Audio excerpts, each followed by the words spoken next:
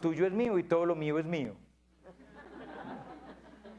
No, no, no, esa actitud tiene que estar en los dos. Y es así cuando funciona la pareja. Pero mientras la pareja es la lógica de yo tengo derecho a que tú me escuches, yo tengo derecho a que tú me cuides, yo tengo derecho a que tú seas tierno o tierna conmigo, que tú me toques, que tú me hagas sentir bien, que tú llenes mi soledad. Ah, no, hermano, usted no se consiguió a alguien a quien amar, se consiguió una sirvienta o un sirviente. Se nos trabaron los papeles. Miren la clave para vivir en familia, miren la clave para vivir en comunidad. Y esa clave para vivir en comunidad está inspirada en Cristo. Miren que les va a explicar a renglón seguido por qué hay que vivir así. Entre ustedes tengan los mismos sentimientos de Cristo. Un hijo de Dios cambia de sentimientos. Los sentimientos que manejamos la mayoría de los seres humanos son ambición, vanagloria, búsqueda de nuestro propio interés, hacernos los importantes. Esos son los sentimientos que normalmente tenemos los seres humanos. En cambio, los sentimientos de un hijo de Dios son estos: siendo de condición divina, no codició el ser igual a Dios. Al contrario, se despojó, kenosis, de sí mismo, tomó la condición de esclavo, asumió semejanza humana, apareció en su porte como un hombre, se rebajó a sí mismo, obedeciendo hasta la muerte, y una muerte de cruz. ¿Se dieron cuenta que el himno te va narrando una caída? Siendo Dios, no codició el ser igual a Dios, sino que se despojó de sí mismo, se hizo esclavo, se hizo hombre, apareciendo en todo como un hombre, rebajándose a sí mismo hasta la muerte, y la peor de las muertes, una muerte de cruz. Y te dice San Pablo, así tiene que vivir un hijo de Dios. Así vive un cristiano. Despojándose, abajándose, haciéndose nada, anonadándose. Uno le pasa la vida volviéndose alguien y resulta que encuentra con Jesús y le dice que tiene que volver nadie. Fíjese la volteadita de lógica que le dan a uno. A uno que lo entrenaron para volverse importante y resulta que ahora hay que volverse humilde. A uno lo entrenaron para subir y resulta que era que bajar. Uno viendo a ver cómo escala y resulta que es a ver cómo desciende. La pobre gente ve la vida siempre de para arriba. Imagínense que en el año 1997 yo trabajaba antes en la pastoral del colegio, dedicado a los niños y a las clases de filosofía y todo eso, y en el año 97 me nombraron a mí rector del Colegio Calasanz de Bogotá. El Colegio Calasanz de Bogotá es el buque insignia de la Armada, es el colegio primero de nosotros en Colombia, el más importante, hermosísimo, es muy lindo y tal. Entonces me pusieron de rector. A los ojos de la gente mejoró. En el año 2002, diciembre del 2002, me eligen superior provincial. Y entonces una de mis primeras decisiones es nombrar como rector del colegio a un laico, al profesor Armando Villamizar. Y en enero estaba yo en el Éxito haciendo mercado para la casa, cuando llegan unos papás: padre, ¿qué pasó? Y yo les digo: ¿qué pasó con qué? ¿Por qué lo quitaron de rector, padre? Y yo les dije: no, fue que me quitaron de rector, fue que mis hermanitos me eligieron de provincial y entonces pues tuve que pasar a asumir esa función. Ay, padre, pero ¿por qué lo degradaron?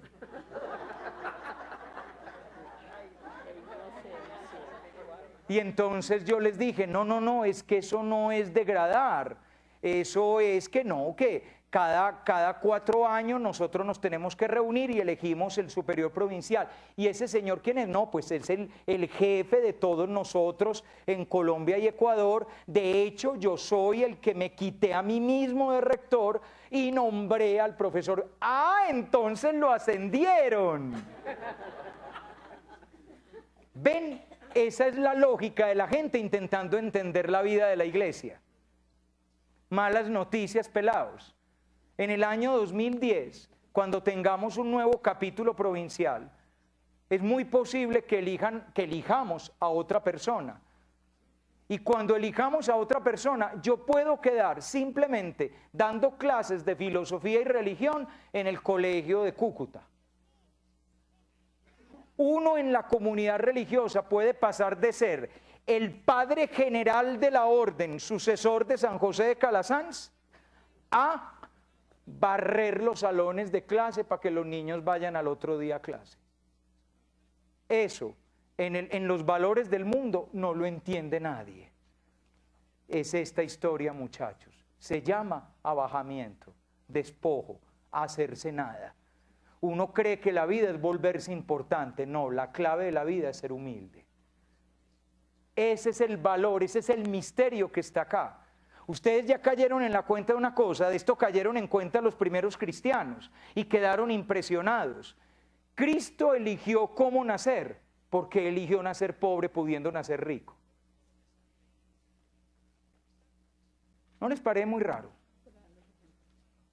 Para darnos ejemplo. Un ejemplo que no hemos podido copiar, porque nos morimos de ganas de ser ricos. ¿Quién quiere ser millonario? ¿Ven el nombre? Todo por la plata. El programa de la verdad.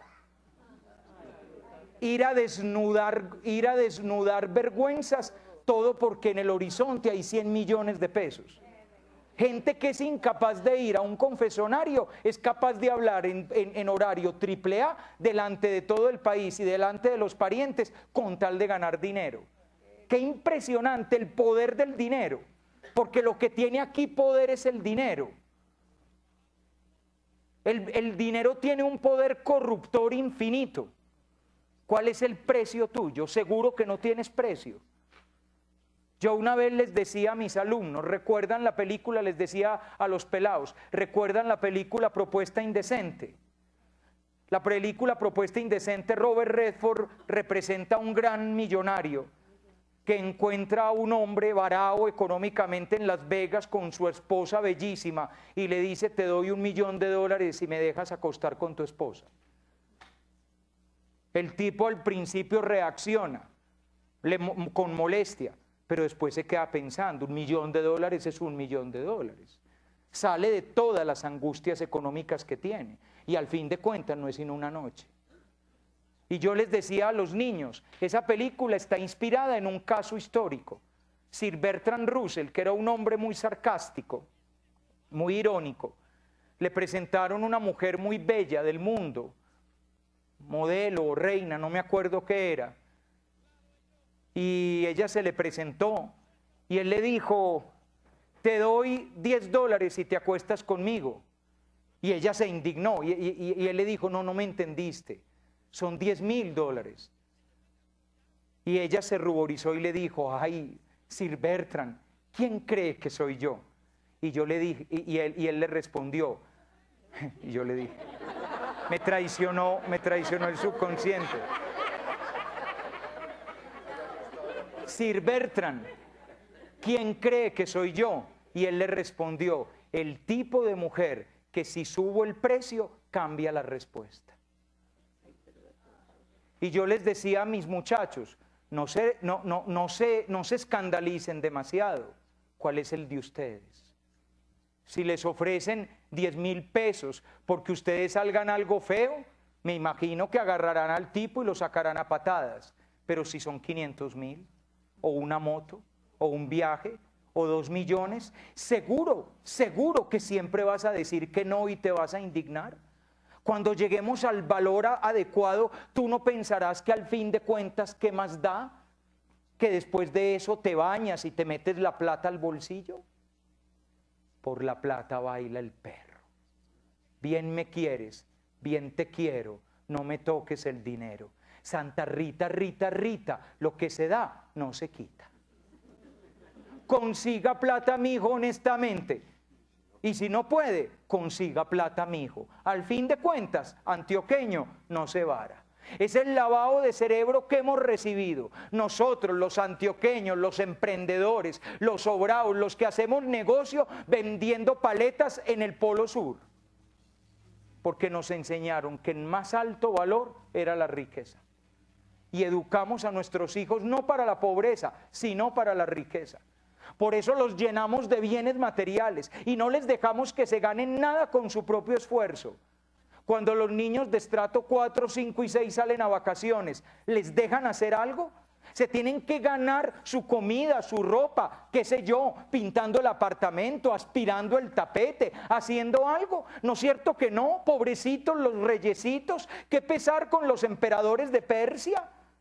Hay que levantarles los cucos del suelo, hay que llevarlos casi en brazos al baño. Y por no hacer nada, porque no sirven para nada, porque ni siquiera son capaces de sacar excelente en el colegio, porque sacan aceptable. Y si les ponen deficiente, uno mismo va a poner problema al colegio para que el profesor arregle la nota y le regale el año al niño. No sea que el pobre niño se traumatice, qué pesar.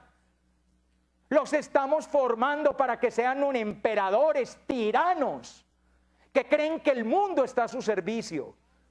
Y él, que pudo haber nacido en el estrato 11, nació en el estrato 0. ¿No les parece muy raro? ¿Y a cuál de nuestros niños les enseñamos, mi amor, aprenda a ser pobre? Qué distinto es ser hijo de Dios. ¿Cuál es el peligro con la pobreza? El peligro con la pobreza es que creamos que es meramente económica.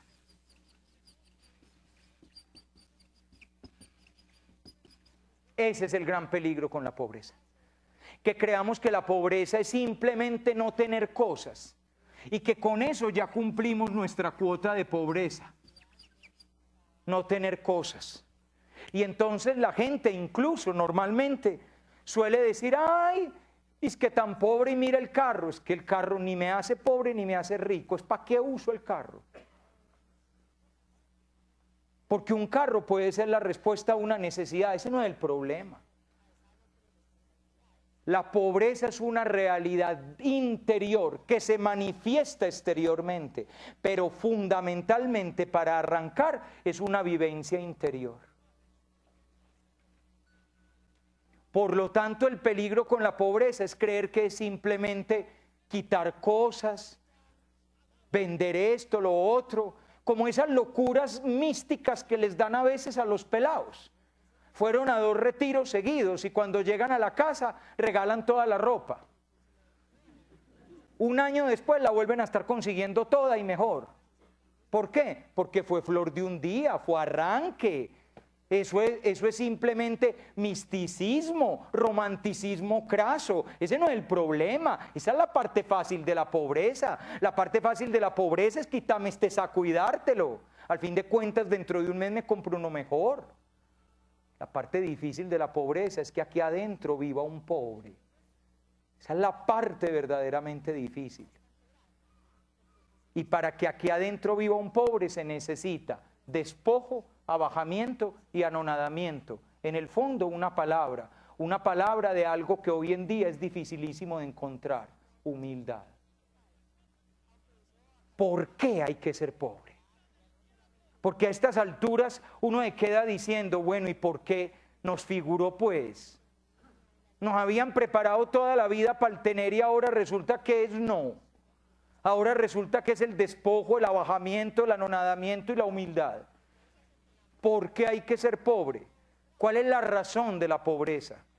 Miren, Cristo es pobre. Cristo es pobre. Y por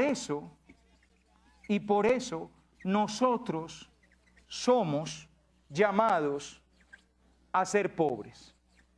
O sea, la razón para ser pobres es que Cristo es pobre. La vida cristiana es una imitación de Cristo. Esa es la vida cristiana. Por favor, muchachos, no pierdan esa perspectiva. La vida cristiana no es cumplir unas normitas y ser buenas personas. Ya me han oído esa frase. La vida cristiana es imitar a Cristo. Que mi vida se parezca a la de Cristo. San Pablo lo dice de una manera muy bella. Ya no vivo yo, es Cristo mismo quien vive en mí. Y mi vivir de hoy es un vivir para el Hijo de Dios que me amó y se entregó por mí. Es cambiar de manera de vivir y cambiar de manera de vivir para vivir Cristomente. Cristomente. Como Cristo vive, como Cristo ama, con los valores de Cristo, con la forma de ser de Cristo. Por eso no somos pobres porque nazcamos pobres. De hecho, malas noticias. La gente que nace pobre no suele ser pobre. Me explico, están llenos de ambición y no ven la hora de salir de allá. Por eso no hay nadie más miserable que un pobre con plata. Porque el pobre con plata es más tirano, no siempre, pero es más tirano y más avaro y más malaclasudo que lo que podría ser un rico con plata. No, es que la pobreza no se da por nacimiento. Yo puedo vivir en el tugurio más tugurio, al lado de las corrientes más tenebrosas, y tener aquí adentro en mi corazón un hombre ambicioso, lleno de deseo, de ganas de agarrar, de poseer, de utilizar, de consumir.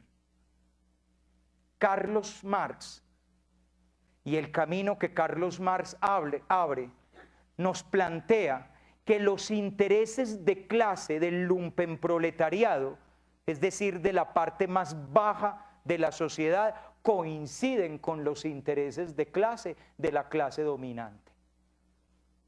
Y nada más hace unos 15 días oía yo en la radio un informe que decía que después de hacer una investigación con jóvenes de los estratos más bajos de la sociedad en las principales ciudades colombianas, se dieron cuenta que lo que le piden a la vida a esos jóvenes es exactamente lo mismo que lo que le piden a la vida a los jóvenes de los estratos altos.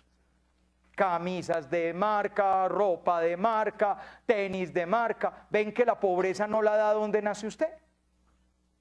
La pobreza es una cuestión de acá, de corazón. No se es pobre por el lugar donde se nace. No se es pobre ni siquiera porque la pobreza funcione. El Evangelio no te dice que la pobreza haga que funcionen las cosas mejor. Todo lo contrario. Si Jesús hubiera tenido plata, a lo mejor se hubiera salvado de la cruz. Como mínimo le pasa una platica y por debajo de la mesa a Pilato. Toma, hombre, Pilato, para que te vayas de vacaciones para la isla de Capri. Yo te veo a vos muy varado, hermano, o estás aquí muy asado. Toma, hermano. Y además hubiera contratado unos guardaespaldas mejor que los 12 papanatas que tenía. Unos manes que rajaron pues a la primera. En cambio, usted imaginan unos manes bien encarados, unos icarios bien entrenados ahí. ¿Qué pasó con el maestro, parce? Y hubiera funcionado mejor ser rico. No, la pobreza no es porque la pobreza funcione, ni porque la pobreza te facilita la vida. No, la única razón para ser pobres, pelados, la única razón para ser pobres es que Cristo es pobre. Y la vida del Hijo amado del Padre es una vida de imitación. Pero uno se hace la pregunta, ¿y por qué Cristo es pobre? Y Cristo es pobre porque Dios Padre es pobre. ¿Habían caído ustedes en la cuenta de que Dios es pobre? Siempre nos hemos imaginado a Dios rico, por eso le pedimos plata. Malas noticias, nos pegamos de un avión fallando. Dios no puede dar riqueza, si quieres te da pobreza. Esa sí te la puede dar. La riqueza la da el mundo, con las leyes del mundo, al estilo del mundo, rebajándote lo que te tengas que rebajar para conseguir la plata, todo por la plata. Recuerde que esas son las leyes del mundo, lo que sea por plata. Dios no puede dar eso porque Dios es pobre. Y ustedes me preguntarán, ¿y por qué Dios es pobre? Y yo les respondo, Dios es pobre, hoy lo leyeron. Dios es pobre porque Dios es amor. Y el amor nada posee. Es la clave del amor. La clave del amor es que no agarra nada y lo hace suyo, suyo, suyo de mí. ¿Se han dado cuenta que lo típico del amor de madre es que casi nunca tiene nada, nada, nada de ella? Frase típica de mamá: a mí no me regalen nada. Yo ya tengo de todo. Ay, yo lo único que les pido es vengan al almuercito. Y llegan al almuercito y la mejor presa para el papá, la que sigue para el hijo, la otra para la hija, la otra el tapadito para que le lleve al nieto que no llegó. Y ella comió una alita de este tamaño. Ven, ese es el amor, muchachos, que eso ya está inventado. Y cuando uno no funciona así, cuando uno piensa primero en mi beneficio, entonces se rompe el amor. Y eso es lo que pasa cuando el marido piensa primero en él y en lo que le conviene. Termina ofendiendo a la mujer que ama, porque la mujer que ama termina sintiéndose una pieza de ajedrez. Tú no me amas a mí, tú amas más tus ventajas, tus conveniencias, tus caprichos, tus gustos. Tu verdadero amor eres tú, no yo. Porque la clave del amor es la capacidad de hacer sacrificios por el otro. Esa es la clave del amor. Hasta los peladitos jóvenes lo descubren por un instante en su vida. Por ese instante bellísimo cuando están conquistando a la niña de sus amores. Y para poderle comprar un regalito el día del amor y la amistad, llevan mes y medio sin tomar merienda en el colegio para conseguir el regalito para ella. Porque han comprendido que amar implica perder. Que a lo mejor tiene que ir a llevar el iPod donde tenía su mejor musiquita para vendérselo a un amigo por una platica, para poder conseguir y darle el regalo que ella quería. Eso es desprenderse y eso es aprender a amar. Por desgracia, después a uno se le olvidan esas lecciones. La lección de aquella Coca-Cola que comprábamos entre todos en el colegio y que a pico de botella nos tomábamos entre 5 amigos. Y dejábamos para que a cada uno le tocara un buen trago.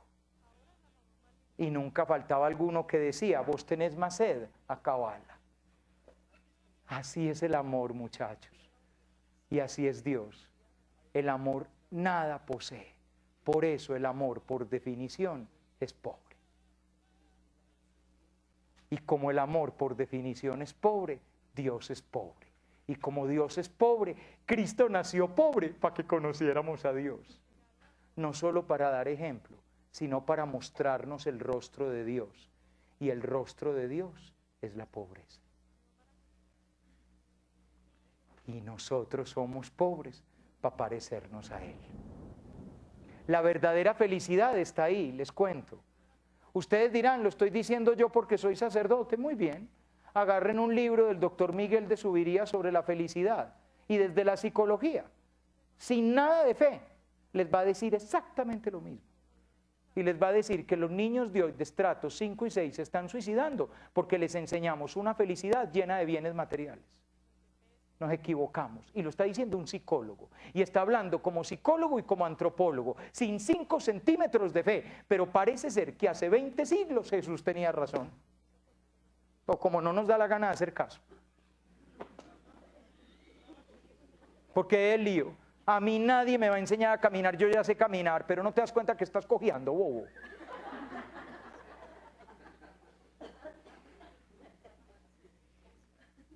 ¿Cuál es la pasión? Miren, cada una de estas actitudes de Jesús nos libra de una pasión que hace un gran daño en la vida, de una pasión destructora de interioridad. ¿Cuál es la terrible pasión de la que nos libra la pobreza? Hay 3 grandes pasiones que son impresionantemente violentas. Esas 3 grandes pasiones son la causa de las guerras, del odio, de la violencia, de la desunión, de la división entre los seres humanos. Y los seres humanos no hemos sido capaces de entender esta lección que nos libraría de todo eso. La pobreza nos libra de la primera gran pasión, una pasión muy violenta. De hecho, les cuento, todas las guerras de la historia de la humanidad se han peleado por esto. Codicia. Pregúntenle a Marx. La causa de las guerras no son las religiones, ni la libertad, ni la defensa de nuestro modo de vida, our way of life, que dice el señor Bush. No, plata. ¿No lo decía en estos días el anterior presidente del Tesoro de los Estados Unidos? La guerra de Irak se empezó por petróleo. ¿Ustedes creen que Estados Unidos hubiera montado una guerra por Albania, donde no hay ni papas? De hecho, a ver, ¿hizo algo Estados Unidos para evitar la matanza de los tutsis? Allá no había petróleo, negros, no más. Vean que descubran unos yacimientos de petróleo bien carnudos en el Putumayo, en el Caquetá, en el Baupés. Ave María, satélites, cuerpos élite, lo que sea, en par patadas acabamos con las FARC y a explotar petróleo. Mientras tanto, mientras sean unos pobres payasos los que están allá secuestrados, eso, que los lloren sus parientes, pero no amerita una guerra. Todas las guerras se han hecho por razones económicas. Pregúntenle a Carlos Marx, que algo de razón debía tener. La infraestructura, la estructura social que mueve los movimientos sociales, perdónenme la redundancia, es la estructura económica. La clave de los cambios en la historia de la humanidad ha sido el dinero. La gente se ha movido por hambre. Y la manera de solucionar el hambre es ir a conseguir bienes. Y para conseguir bienes tenés que invadir al otro que vive en una tierra mejor que la tuya. Así de simple. Y ahí se arma una guerra. Y esa guerra se transmite hoy en día a todos los demás lugares. Vos tenés unos tenis que a mí me interesan, gonococo, bájate de esos pisos. Bájate de esos pisos, bájate de ese reloj, bájate de ese carro y tal. Me contaban ayer los muchachos de Televida una anécdota impresionante. La anécdota de un pobre curita de Bello que iba en su jeepcito, cuando llegan y lo encañonan y le dicen, vea padre, o se baja de ese carro o lo mandamos a encontrarse más rápido con el jefe suyo. Y el pobre hombre se bajó pálido, temblando, claro. Esa es la codicia. ¿Por qué roba? Por codicia. ¿Por qué hay corrupción? Por codicia.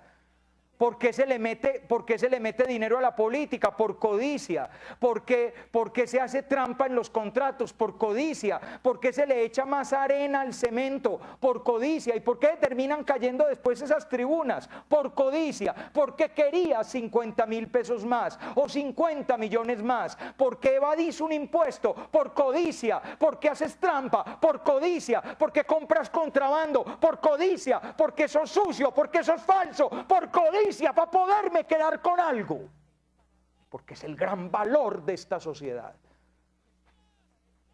conseguir algo, mío, mío, mío de mí. Y cuidado, no estoy hablando únicamente de dinero. Mío, mío, mío de mí, mis cosas. Mío, mío, mío de mí, mi dinero. Mío, mío, mío, mío de mí, mi fama, mi honra, mi orgullo, mi nombre. Mío, mío, mío de mí, mi gente. Tú eres mío, tú eres mía, me perteneces, propiedad privada, cerca electrificada, el perro muerde. Miren las peleas que tenemos a veces en los colegios. ¿Y qué peleas tenemos? Porque resulta que Ramírez de 10A le cayó a Nata, la que era mi novia. Pues hombre, a Nata, que era tu novia, ya no es. Sí, padre, pero no, es que yo todavía la quiero. ¿Y por qué le va a caer? Yo no voy a dejar. ¿Y usted quién es para no dejar? Si a él le gusta a la niña y a la niña le gusta a él, ¿usted qué pitos toca? No, es que ella es mía. Y como el perro que de árbol en árbol va marcando el territorio, el macho promedio, el macho alfa de la manada, le recuerda al otro macho que ella es mía y que usted no se puede meter con ella, que es mía. Los niños, incluso en la casa, mi mamá es mía y por eso el hermanito o la hermanita es mi rival y me enfrento con el hermanito o la hermanita que es mi rival. Y hay mamás que sienten celos de su hija porque el papá quiere mucho a esa hija y esa hija quiere mucho al papá y a su propia hija la ven como una rival. Que la codicia no existe, pelados.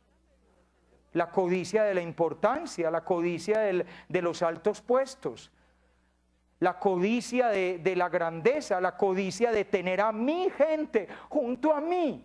Y uno recurre a la estrategia que sea, con tal de que estés aquí conmigo y seas mío o mía. Y en el fondo, muchísimos de nuestros sufrimientos no son porque seamos desventurados, sino porque no sabemos soltar. Si supiéramos soltar, sufriríamos menos. Uno está aferrado a su nombre, aferrado a su fama, aferrado a sus bienes, aferrado a su cuarto de hora, aferrado a su importancia. Fíjense lo que sufre una persona mayor para darse cuenta que ya es hora de que dé un paso al costado y deje que otro siga su trabajo. No, sigue ahí aferrado y no se deja mover. Y la empresa de para atrás, todo porque el viejito no ha podido convencer. Señor, ya le figuró, usted no es la persona adecuada para llevar la empresa. Le tomamos una foto, quitamos el cuadro del Sagrado Corazón de Jesús, lo ponemos a usted. Pero vaya de para la casa y déjenos trabajar. No, el man está aferrado porque es mi empresa y yo la hice y hasta le da lloradera. Uno no suelta, pelados, uno no suelta. Y la otra persona se quiere soltar porque no le hace bien mi amor y entonces yo aprieto más la mano. Y entonces esos amores son amores tremendamente sufridos, amores llenos de celos, amores llenos de angustia, amores llenos de sufrimiento. ¿Cómo sufre la gente amando? No sé, me siento insegura. Es que con Carlos Alberto, no, tal. Y ¿sabes por qué sufres tanto? Porque crees que es una posesión. Si cayeras en la cuenta de que no lo posees, Carlos Alberto está contigo porque quiere. Y si no quiere, pues que se vaya. La gente cree que amar a alguien es decir frases como estas. Yo te amo tanto que sin ti me moriría. Es todo lo contrario, eso es horrible. Porque eso significa decirle a la otra persona que no me puede ir porque no me mata. Todo lo contrario. Yo te amo tanto que sin ti yo estaría súper bien. Suena rarísimo, ven que produce risa, porque es todo lo contrario de lo que pensamos. Y sin embargo, la frase es importantísima, porque le estoy diciendo a la otra persona que se puede ir, que no pasa nada, que no tiene la obligación de quedarse. El amor no se obliga. El amor es libre. Tú estás conmigo porque quieres, no porque te toque, no por lástima. No porque qué pesar de Juan Jaime que de pronto se desespera. Estás conmigo porque quieres, mientras quieres, y cuando no estés, yo tendré que seguir adelante. Pero qué difícil es soltar. Nos cuesta soltar a los hijos. Entonces son esos hijos atrapados. Les hemos dado de todo para que la cárcel sea bien grande. Los colombianos somos expertos en educar mantenidos. Tienen 30 años y todavía no se van de la casa. Y no falta el que todavía le pide plata al papá. Descarado, hombre. Mijito, aquí están tus jugueticos y aquí está tu bicicletica y tus amiguitos pueden venir lo que quieras, pero ¿no crees que te has quedado mucho tiempo? Has durado más que un bombril. ¿Cuántos bombriles hay? No son capaces de irse. ¿Y saben por qué no se van? No se van porque es muy cómodo quedarse, pero también no se van porque no somos capaces de soltarlos. ¡Ay, la niña se va a casar! Pues claro, como vos cuando te casaste. ¿O qué? ¿O nos quedamos todos en la casa metidos en la cuna? Que nos traigan pues tetero a todos. Para no irnos de la casa para que la mamá pueda estar feliz. Agú, agú, agú, mamá, que lo teta. ¿O qué les parece si crecemos Y si crecemos tenemos que tomar decisiones. Amar a alguien es dejarlo volar y hacer su vida. Que se van lejos, pues claro, evidente. Es que amar es dejar en libertad, pero no. Nosotros agarramos con correas de amor, con lazos de cariño, con trampas de ternura, atrapamos, no soltamos. ¿Saben cuál era la trampa que utilizaban los zulúes para cazar micos? En un árbol hueco, ponían en el fondo del árbol un poco de fruta y una pequeña abertura. Por la abertura el mico metía la mano y agarraba la fruta. Y cuando agarraba la fruta ya no le salía la mano por el hueco. Se podían demorar horas en ir a buscar al mico, que nunca se le ocurriría que para quedar libre lo único que tenía que hacer era abrir la mano. En esa misma trampa caemos todos los seres humanos. Agarramos y nunca soltamos. La clave de la libertad es el despojo, el abajamiento, el anonadamiento. Los que duermen en el suelo no se caen de la cama. Por último, pelaos. Ay, ve, me habían traído un tintico. Ahora no dormimos. Por último, pero no me entusiasmen, esto no significa que ya nos vamos. Sí, porque no falta, ay, qué rico. No, cálmate, ventarrón. Hasta el momento les eché carreta.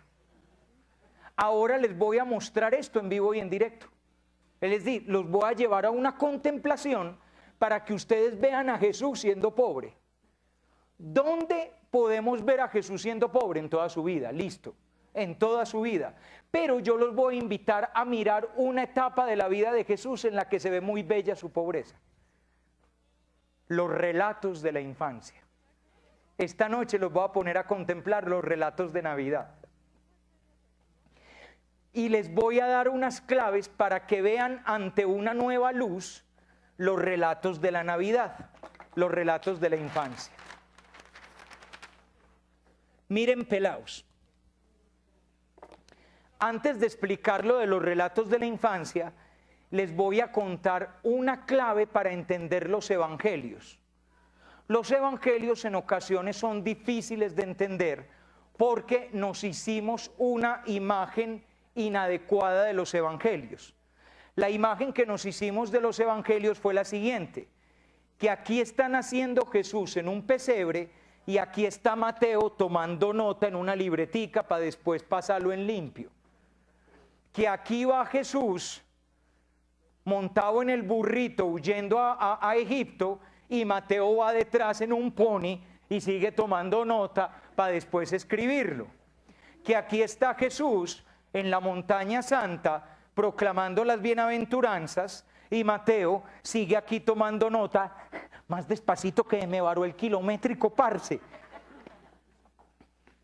No, muchachos, los evangelios no se escribieron así. Miren, yo ya los introduje a esto antes para que no me vayan a perder la fe con lo que les voy a decir. Si esta es una línea de tiempo, Jesús nace acá. Jesús nace aproximadamente en el año más o menos, en el año 6 antes de Cristo, más o menos. La razón es la siguiente: no tenemos en ninguna parte el dato exacto del nacimiento de Jesús, pero sí tenemos el dato de la muerte de Herodes. Y Herodes muere en el año 4 antes de Cristo.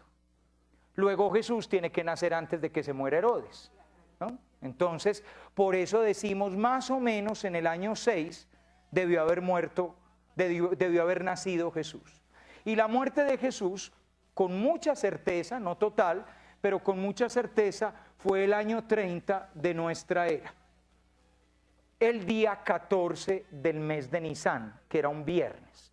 El viernes 14 de Nisan. Eso lo calculamos porque calculamos cuando en los alrededores de ese año una Pascua cayó en viernes. Y esa Pascua que cayó en viernes cayó el año 30. Pues muy bien, el evangelio más antiguo, que es el evangelio de Marcos, se escribió aproximadamente en el año 70 después de Cristo. En el año 80 a 85 se escriben Mateo y Lucas, y en el año 90 aproximadamente el Evangelio de Juan. Para que ustedes vean la gran distancia que hay entre los escritos y los hechos narrados en esos escritos. ¿Sí, mi negro? Sí, nunca falta, hermano, es que siempre está el que le pega al perrito, que vos. Yo sé que Juan no pudo haber escrito todo su evangelio, además que él tenía también sus apóstoles, pero él empezó a escribir. Se dice que en el año 90 y 30 son 110, y otros 20 de vida son 130, entonces ¿cuánto vivió Juan? Ten en cuenta que Juan no tiene que tener la misma edad de Jesús. Exacto, entonces Juan pudo haber nacido por acá, y entonces Juan podía haber tenido 85 años, 90 años, no pasa nada. Entonces no es necesario pensar en un Juan de 120 años, no es necesario. Sí, la tradición cristiana señala a Juan como el apóstol que vivió más años. Los otros murieron relativamente pronto.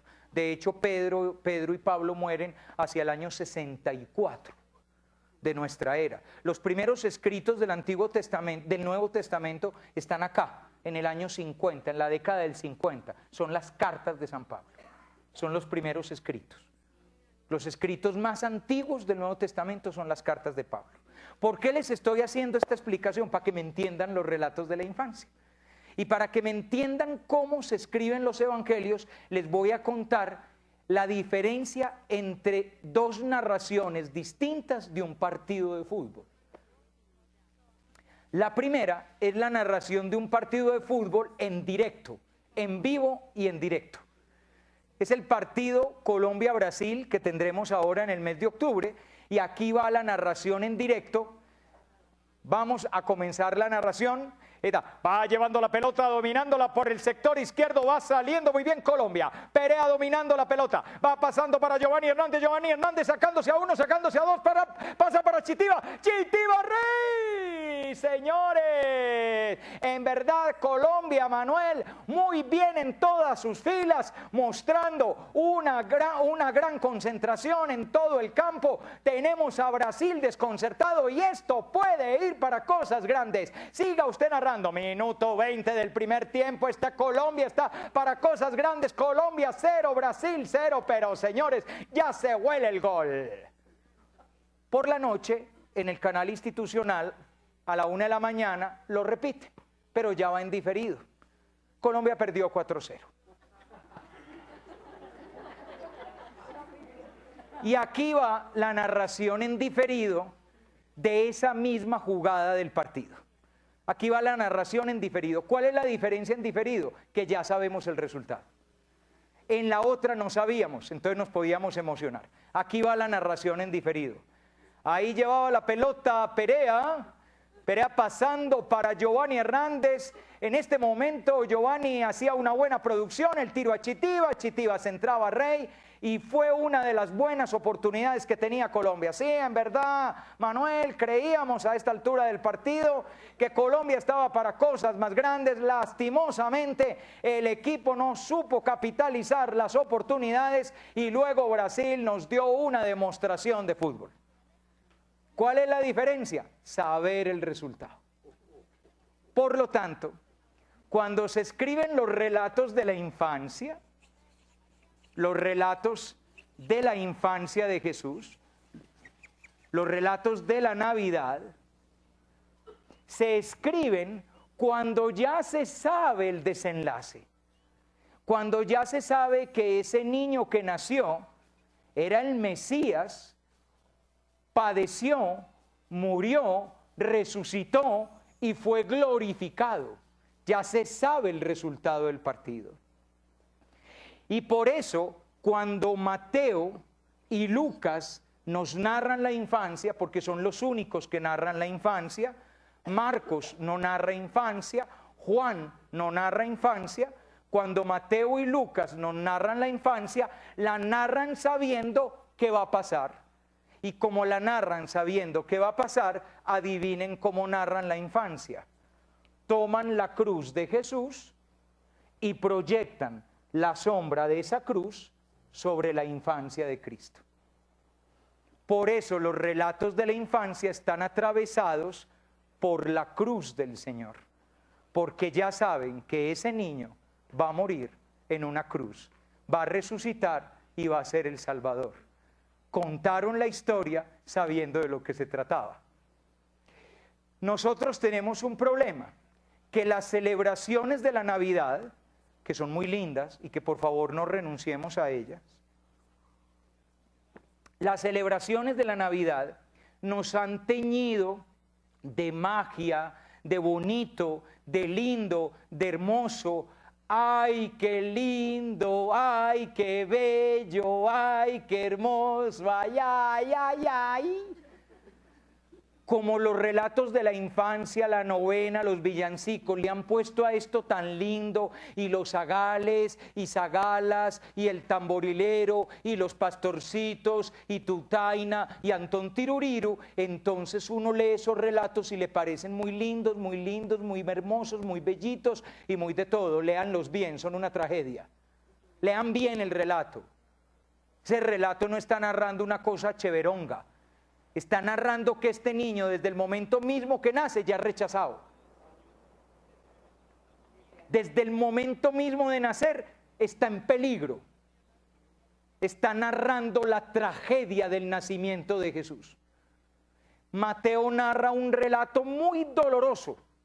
Lucas narra un relato más positivo, pero donde también está en perspectiva, en el trasfondo, la sombra de la cruz. Miren, les voy a dejar a ustedes solitos con esos relatos. En las hojitas que yo les voy a entregar van copiados los textos para que ustedes se los lean y vean a ese niño anonadado, abajado, desposado, que pudiendo haber nacido rico, nació pobre y perseguido y humilde, para mostrarte cómo es Dios. Y que toda la clave de la vida cristiana es enseñar a vivir como Él. Luego, la infancia de nuestros hijos debería parecerse a la infancia de Jesús y no a la infancia de Luis XV. Y nosotros estamos más bien educando a nuestros hijos como si fueran el hijo del zar de Rusia o Luis XV, cuando tendría que ser como el niño que nació en Belén, humilde, pequeño y sencillo. Estamos educando a nuestros hijos para la grandeza y no para la pequeñez. Léanse esos relatos de la Navidad y a partir de los relatos de la Navidad aprendan a educar pelados, aprendan a hacer familia, porque las familias que funcionan son las que viven así. Así funcionó la familia de Nazaret. Les voy a dar dos clavecitas, porque ojalá pues pudiera decir de todo, pero no me queda tiempo. No me queda tiempo, muchachos, sino de aquí nos salimos. Y yo quiero que ustedes, antes de que se acuesten, al menos le peguen una leidita a esos textos y se emocionen contemplando un Dios tan pobre, un Dios tan pequeño, tan humilde, tan despojado, por amor a sus ovejas, por amor a nosotros. El amor a sus ovejas del cielo le hizo bajar. Pues muy bien, los voy a dejar para que contemplen eso y les voy a dar dos claves. Una clave para leer Mateo y una clave para leer Lucas. Si ustedes se vieron la película La Pasión de Cristo de Mel Gibson, si se la vieron, si la soportaron, porque la película es dura, cruda y la gente se estremece demasiado. Les adelanto, les cuento una cosa, la película de Mel Gibson no necesariamente es como sucedió la pasión, pero es la interpretación artística que Mel Gibson desde su fe nos hizo, con muchas cosas muy históricas y otras que son propias de su espiritualidad de él. Eso es normal, ¿no? Lo hago como para aclarar, para eso fue así, no sabemos porque no estuvimos allá. Tiene muchos datos históricos y hay otras cosas que son parte del genio artístico de un director de cine. Pero si ustedes se vieron la película de Mel Gibson, se habrán dado cuenta que Mel Gibson hizo una cosa muy difícil, poner a los actores a hablar las lenguas que se hablaban en aquel entonces. Entonces, en todas las películas uno está acostumbrado a que Jesucristo habla inglés y además lo habla muy bien. I am the king. Pero el pobre Jesucristo, la verdad, nunca fue a un colegio con nombre de árbol y no sabía inglés. Jesucristo hablaba arameo y por lo tanto el Jesús de Mel Gibson habla arameo. Pilato habla latín. Se hablan las lenguas originales que se hablaban en esa época. Y ustedes siempre que ven la película nunca la tienen en otro idioma distinto al idioma original de la época, con subtítulos para que tú puedas entender. Pues muy bien, de toda la película hay una frase que no tiene subtítulo, no está traducida esa frase. Pilato presenta a Jesús delante de la muchedumbre y la muchedumbre dice una frase que no se entiende porque es arameo. Y ustedes y nadie sabe hoy en día arameo. Entonces por eso la frase no se entiende y no sale la traducción. La traducción no salió porque la película corría el riesgo de ser torpedeada por los grupos sionistas judaicos de Estados Unidos. Porque la película fue acusada de antijudía. ¿Cuál fue la frase que no se tradujo? Que su sangre caiga sobre nosotros y sobre nuestros hijos. Esa frase no es un invento del señor Mel Gibson. Esa frase es un invento del evangelista Mateo. Lo que va a narrar Mateo es un drama, el drama de aquel que viene para salvar a su pueblo y es rechazado por su pueblo.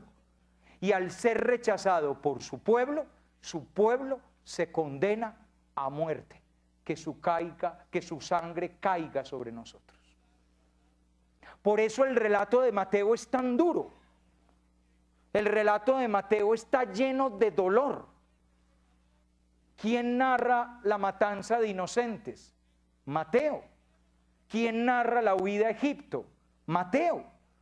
Y la matanza de inocentes hace referencia a una generación entera de niños hebreos muertos. Esa generación entera de niños hebreos muertos es imagen de la muerte espiritual de un pueblo que no recibe al Mesías. Esa es la afirmación de Mateo. Mateo nos narra el nacimiento del rechazado, del niño rechazado, muy rechazado. Es más, el nacimiento de Jesús es un nacimiento lleno de riesgos. ¿Se han dado cuenta? Mateo no nos narra anunciación. En Mateo no hay anunciación.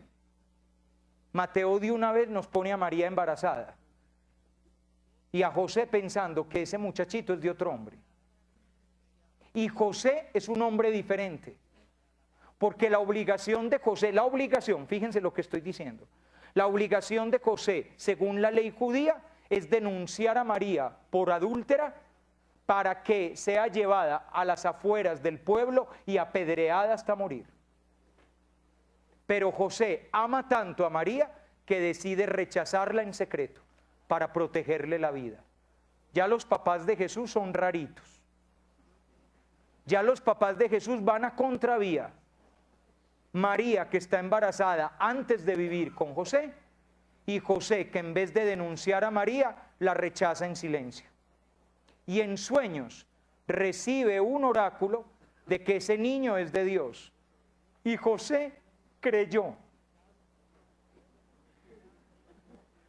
¿Quién de ustedes que encuentre la novia embarazada y tenga un sueñito de que ese niño es de Dios, cree el sueñito? ¿No les parece que María se salvó por los pelos?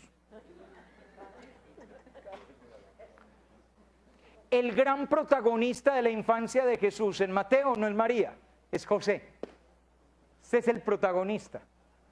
El hombre bueno, dócil a la voluntad de Dios. Jesús va a ser presentado como el nuevo Moisés por Mateo, pero José es como una especie de Abraham, un hombre de la fe que se deja llevar por Dios. y obedecen todo a Dios. Por eso Dios siempre se comunica con José: toma a tu mujer y al niño y vete a Egipto. Y cuando muere Herodes, toma a tu mujer y al niño y vuelve a Israel. Dios siempre habla con José. José es el patriarca del nuevo pueblo, ese nuevo pueblo que el nuevo Moisés trae a la tierra prometida. Pero ese nuevo Moisés, igual que el antiguo, va a ser rechazado por su propio pueblo. Por eso, en el Evangelio de Mateo no hay pastores. Lean bien y verán.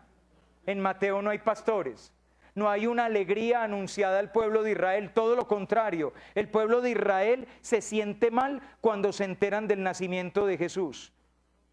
Al enterarse el rey Herodes, se sobresaltó y con él Jerusalén entera. ¡Wow! Van a ser un rey. Esto es mala noticia. En cambio en Lucas es buena noticia, aquí es mala noticia. En el Evangelio de Mateo, ¿quiénes son los que van a ver al niño y adorarlo? Unos magos venidos de Oriente. Les traduzco: extranjeros. Mateo está peleando con los cristianos del año 80, que ya no son, los judeo-cristianos, es decir, los cristianos que procedían del judaísmo, se han ido alejando de la iglesia. Y la iglesia se está volviendo de gentiles, es decir, de paganos. El pueblo de Israel lo rechazó, en cambio los paganos lo acogieron. Por eso los que están de rodillas delante del niño son 3 magos extranjeros. No hay pastores, no hay adoración. El pueblo de Israel quiere matar a Jesús. En cambio los paganos lo adoran. Y último dato de Mateo. Lo primero que ustedes van a encontrar cuando leen la infancia de Mateo es la genealogía. Abraham engendró a Isaac, Isaac engendró a Jacob, Jacob engendró a Judá, sus hermanos, Judá engendró de Tamar a Fares y Sará, Fares engendró a Esrom, Bongo le dio a Borondongo, Borondongo le dio a Bernabé, Bernabé le pegó a Muchilanga, le dio a Burundanga, le hincha los pies. Cuando yo hablo de esto a sacerdotes, siempre les digo: no me digan pelaos, que el peor día de ustedes como sacerdotes no es el día en que les sale uno de estos 2 textos, o los marranos tirándose por un acantilado, o la genealogía de Jesús. Uno que predica de esta chorrera en hombres. Esto parece el directorio telefónico de la época. Parece uno como con un celular. Abraham, Isaac, Jacob, ¿dónde estará Jesús, hombre, para llamarlo? Y sin embargo, este relato es bellísimo. Miren lo que significa este relato. Aquí están todos los hombres importantes de Israel. Aquí está Abraham, el padre del pueblo. Aquí está Isaac, el hijo de la promesa. Aquí está Jacob, el del sueño de la escala puesta en tierra y que termina en el cielo. Aquí está el rey David, un rey según el corazón de Dios. Aquí está Salomón, el que pidió el corazón más sabio como nunca lo había antes y como nunca lo habría después. Aquí está Zorobabel, el que reconstruyó el templo después del exilio. Ay, claro, está José, el esposo de María. Están los grandes hombres de Israel. ¿Qué significa esta genealogía? Que Jesús es pariente de nuestra mejor historia, de nuestra historia más bella, de nuestra historia más hermosa, de nuestra historia de salvación. Más aún, es nuestro pariente. Pero hay una cosa muy rara en esta genealogía. En las genealogías judías, la sangre, la herencia la transmite únicamente el hombre, porque ellos no sabían que la mujer aportaba el 50% de información genética para un niño. Eso es un descubrimiento del siglo XIX, muchachos. Ellos no lo sabían, creían que la vida la transmitía el hombre. Por lo tanto, la genealogía es de hombres, pero aquí en esta genealogía están metidas unas mujeres. Judá engendró de Tamar a Fares y Sará. ¿Quién será Tamar? Una mujer muy sobrada, una mujer muy santa, muy buena. Tamar, para que Judá le hiciera el favorcito. Miren, Tamar estaba casada con un hijo de Judá. El hijo murió. Y en la cultura judía había una tradición, que si el hijo moría sin dejar descendencia, el pariente más cercano debía tener relaciones con la mujer para darle descendencia al difunto. Y Judá no quería cumplir ese compromiso. Tamar había ido, oiga, suegro, le toca a usted, hermano, darle descendencia a su hijo. Y él, ay, vení mañana, es que ahora no puedo y tal. Entonces, ¿qué hizo Tamar? Tamar se disfrazó de prostituta. Se disfrazó de prostituta muy hermosa, se llenó de velos, llegó donde Judá, le dio traguito, lo emborrachó y se lo almorzó. Y al día siguiente le dijo, ¿qué me vas a pagar? Y él le dijo, te voy a dar una oveja. ¿Y dónde está la oveja? No, yo voy ahora y se la traigo. Ah, no, déjeme algo en prenda para que usted no me escape sin oveja. Bueno, te doy el bastón. Y ella agarró el bastón de Judá. Luego él fue, escogió una oveja y les dijo a los criados, llévensela a la prostituta que se hace en 3 fuentes. Y van los criados y preguntan por la prostituta del lugar y le dicen, no, aquí no hay ninguna prostituta, no sabemos de quién nos habla. Uy, eso se quedó en el misterio. Unos meses después le dicen, Tamar, tu nuera está esperando niño. Y él dice, ¿cómo así? Desgraciada, tráiganla para que la apedreen. Y cuando ella llega dice, el hombre que me hizo este niño me dio este bastón. Esa es la primera mujer que aparecía acá. Vamos a ver si a la segunda le va mejor. Salmón engendró de Rahab a Booz. ¿Quién es Rahab? Rahab era una puta que trabajaba en la ciudad de Jericó. Se los dije con la palabra exacta, perdónenme. Era eso. Era la puta de Jericó que les abrió la casa a los exploradores judíos para que ellos fueran a conocer las defensas de la ciudad y poder asaltar la muralla. Y por eso fue a la única en Jericó que le perdonaron la vida. Tercera, Booz engendró de Ruth a Obed. ¿Quién es Ruth? La nuera de Noemí, que se había casado con un hijo de Noemí y el niño murió, el hijo murió. Y ella se quedó a vivir con Noemí, su suegra, pero ella era extranjera, no era judía, era moabita. Tanto que Noemí le dijo, no tienes obligación de quedarte conmigo, tú eres extranjera, vuelve a tu casa y vuelve a tu tierra. Y ella dijo, a donde tú vayas yo iré, a donde tu tierra será mi tierra y tu Dios será mi Dios. Y ella se queda al lado de Ruth. Y se acerca al pariente más cercano del hijo de Ruth, del hijo de Noemí, y le obliga a cumplir la ley del levirato, de darle descendencia al otro. Pero ella es una extranjera, una perra extranjera, porque así llamaban los judíos a los extranjeros. Y cuarta, David engendró de la mujer de Urías a Salomón. Recuerdan que David vio a una mujer bañándose, la mandó traer, tuvo relaciones con ella, iban a ser un niño y para tapar la embarrada mandó matar, que pareciera un accidente, a Urías. ¿No les parece muy raro que son esas mujeres las que están en la genealogía? No pusieron a Jael, a Judith, grandes heroínas de la historia de Israel, ni a Débora, la jueza, sino que pusieron a estas mujeres. ¿Por qué? Me parece lógico porque Él vino para todos. Exacto. Lo que te está diciendo esta genealogía es que Jesús hace parte de nuestra historia completa. Y esa historia completa es que Jesús es hermano de nuestra grandeza y de nuestro pecado, de nuestro sufrimiento, de nuestra prostitución. Y sin embargo hay otra mujer. Porque después de contarte todos estos hombres, todo este montón de hombres, miren cómo termina. Y Jacob engendró a José, el esposo de María, de la que nació Jesús llamado Cristo. Es decir, todos estos hombres son distintos. Este muchachito no nació de hombres, nació de una mujer, la mujer nueva que cambia la historia. Así de bella es esta genealogía. La próxima vez no se asusten con este montón de nombres. Aquí está nuestra propia historia. Aquí estamos nosotros, todos nosotros. Y está Lucas. El relato de Lucas. El relato de Lucas es más positivo. Primero que todo, la protagonista de Lucas es María. Y María va a ser presentada como modelo, la gran discípula, la discípula por excelencia, la esclava del Señor que hace en todo la voluntad del Señor.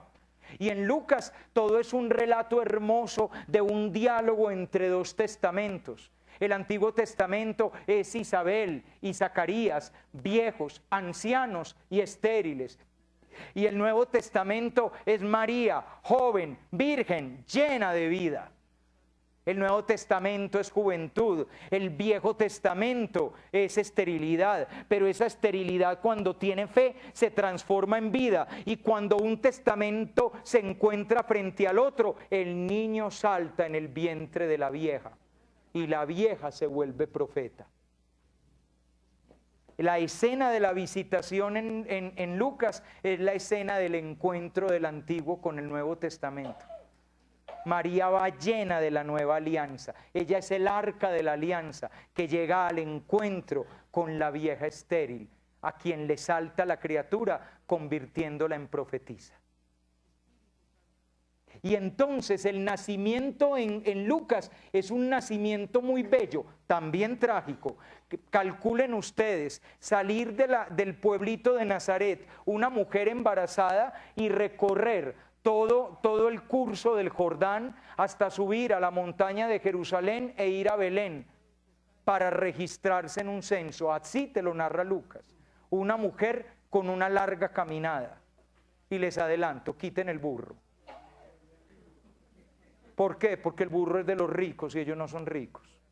¿Cómo sabemos que no son ricos? Por la ofrenda que presentan en el templo cuando van a presentar al niño.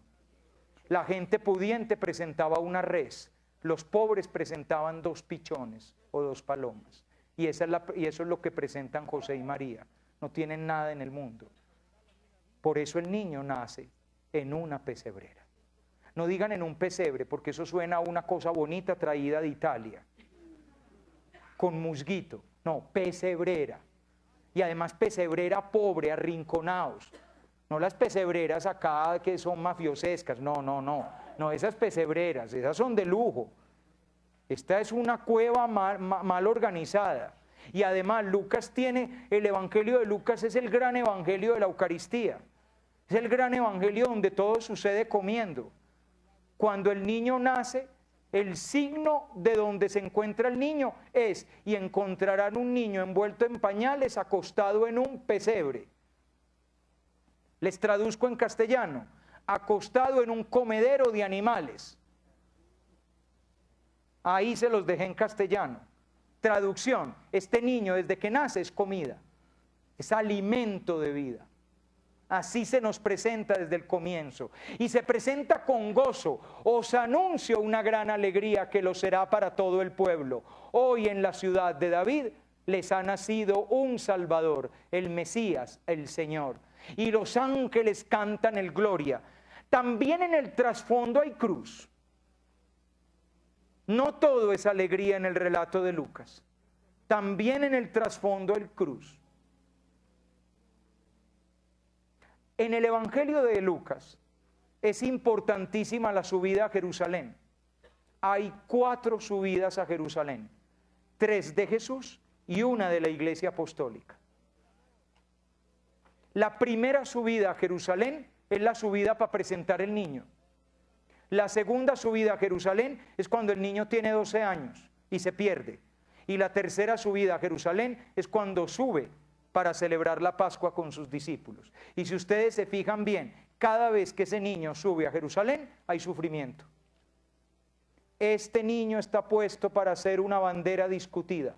Por él muchos caerán y muchos se levantarán en Israel, y a ti una espada de dolor te atravesará el alma. ¿Ven lo que cuesta subir a Jerusalén? María había subido con un niño que era el niño de sus amores, y le acaban de decir que es el niño de sus dolores. Cuando el niño cumple 12 años, la mayoría de edad, cuando el niño se hace un hombre, sube a Jerusalén y se revela su vocación. ¿Cuál es la vocación de él? Perderse en Jerusalén y ser encontrado a los 3 días. Es toda una imagen. Fíjense bien, el texto está calcado sobre el desenlace de la vida de Jesús. Cuando Jesús suba, cuando sea mayor, va a morir en Jerusalén, se pierde, y al 3er día resucita. Ahora que llega la mayoría de edad, sube a Jerusalén, se pierde, y al 3er día lo encuentran. Lo que se nos reveló en el Evangelio fue algo muy hermoso. Los relatos de la infancia nos revelan una de las grandes verdades del ser de Jesucristo. Jesucristo se encarnó haciéndose niño, y niño pobre, y permaneció siempre siendo niño, permaneció siempre en esa pequeñez. Por eso él siempre llamó a su papá como lo llamaban los niños, Abba. Jesús es un niño, y su amor inocente es el amor inocente de un niño. De hecho, hasta la cruz se relacionó con su padre con la ingenuidad, la vulnerabilidad, la inofensividad y la sencillez de un niño. Cuando en el Evangelio Jesús nos invita a ser como niños, no hace otra cosa que invitarnos a ser como Él. Un niño pequeño ante su padre, que también es pequeño. Es más, esa pequeñez y vulnerabilidad de Jesús es lo que permite que sea posible hacerle daño. Él no se protege, no sabe protegerse. No se protege porque es niño y no deja de amar con amor inocente justamente porque es un niño pequeño. Y lo que colgó de una cruz tenía cuerpo de hombre, pero era un niño. Y por eso fue tan fácil destruirlo, porque era nada más un niño, solamente un niño. Este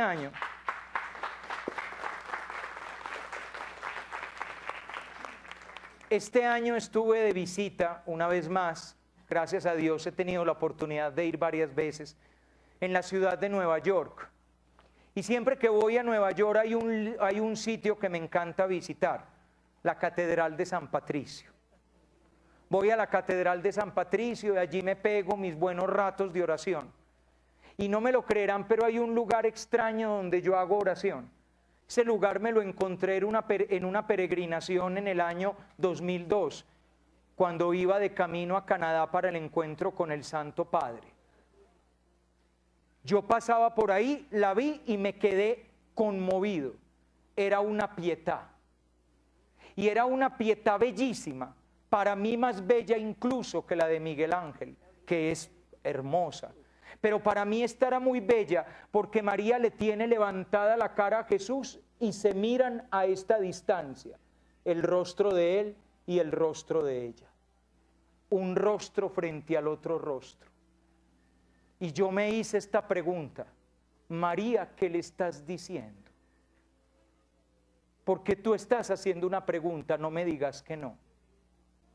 Y encontré la respuesta en el Evangelio de Lucas. Y miren la respuesta tan impresionante a esa pregunta que yo le hacía a la Santísima Virgen María.